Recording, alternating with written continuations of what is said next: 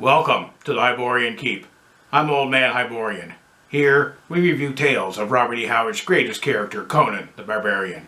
Today, we'll be reviewing heroic signatures in Titan Comics' Conan and Dragonero. This won't be some fluffy review, it'll be an old man's honest opinion. And just as a heads up, there will be spoilers. So I don't want you to go crying to your mommy if I say something that spoils it for you. If you don't want the spoilers, go to the summary at the end. And if you enjoy the video, please like and subscribe. And with that, let's get after it. Issue 2 of Conan and Dragonero from Heroic Signatures in Titan Comics. Cover by Fernando Dagnino. Pretty good cover. Yeah, I like it. It's pretty cool. Inside cover is a bunch of books from Titan Comics and Heroic Signatures, Conan and Solomon Kane. We have the creative team from Heroic Signatures and Titan Comics. We have a map of Arundar, this world that Conan has ended up in. The story starts with Conan in chains. He's talking with Ian Aranil, the Dragon Slayer. Conan kind of thinks he looks a little bit soft and not really looking much like a Dragon Slayer. So Conan, he's adamant that he wants to get out and kill this dragon, but the Dragon Slayer, he's having none of it. He's going to go after the dragon himself with his flying ship. The ship actually flies because of it's on a hot air balloon. So Ian and the captain of the ship, they're taking off. The winds are in their favor. Conan, he's just not having any of it, so he does what Conan does and he busts his way out of the chains and takes out the guards. Takes a run for the ship, jumps on the ship. Basically saying, you know, he's going to take part in this hunt, come hell or high water. And the captain, she's not liking Conan being on the ship without her permission. So she holds up her firearm. Conan thinks it's some kind of a hatchet and kind of doesn't think it's too much of a concern. And then she shoots the sword in half. So Conan and Ian, they're kind of sparring there a little bit. But things settle down because the captain basically says that, you know, she needs someone to help her with the ship. So this is part 2, The Gems of Aquilonia, and the stories by Stefano Vietti and Luca Enoch, with the artwork by Lorenzo Nuti. Not minding the art in this. It's, you know, not my favorite, but it's not like it's poor by any means. It's pretty decent. So as they're flying away there, some of the rigging, it breaks loose, so Conan, he grabs a hold of the ropes,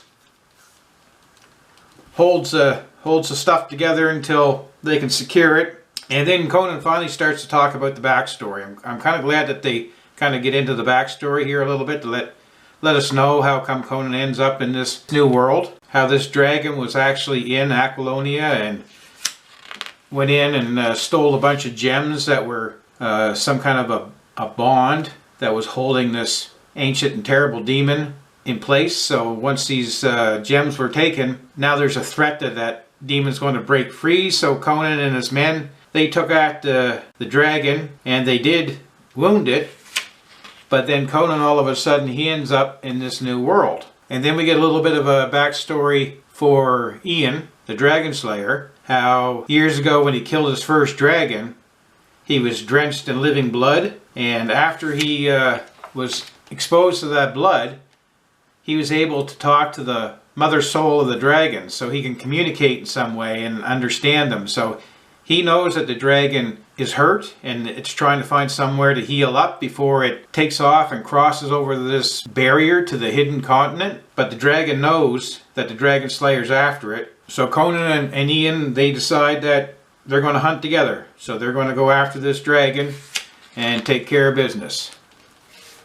So as they're on their way, there's a whole flock of these wild wrens that are going to attack them. And that's where the story concludes. So far, it's entertaining. I'm not a big fan of Conan team-ups, especially when he's teaming up with characters from a different world or a different time. But this is a little bit entertaining, so I think I'm going to continue on and give it a chance.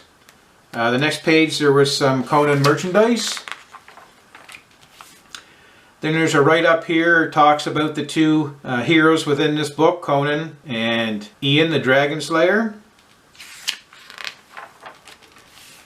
Then there's some artwork from Lorenzo Nuti about Dragonero and the land of Arendar.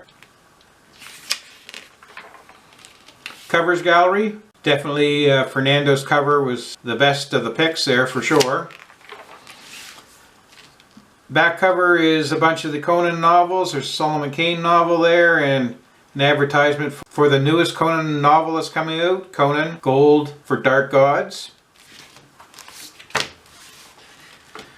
So overall, not too bad for issue number 2. I do like Fernando's cover. Pretty sharp cover. So far, entertaining. Well, there you have it. Another solid issue from Heroic Signatures and Titan Comics for Conan and Dragonero. The story by Stefano and Luca. I'm starting to get into it now. They had some pretty good character building and world building. We met the Dragon Slayer's sister, and there's some little tidbits about his background and this forbidden continent. So overall, I'm starting to get into this story a little bit. The artwork by Lorenzo, it wasn't bad, didn't mind it. It's pretty solid, but the cover by Fernando Dagnino, super cover, very good. Buy it, read it, and enjoy it. And with that, I bid you farewell.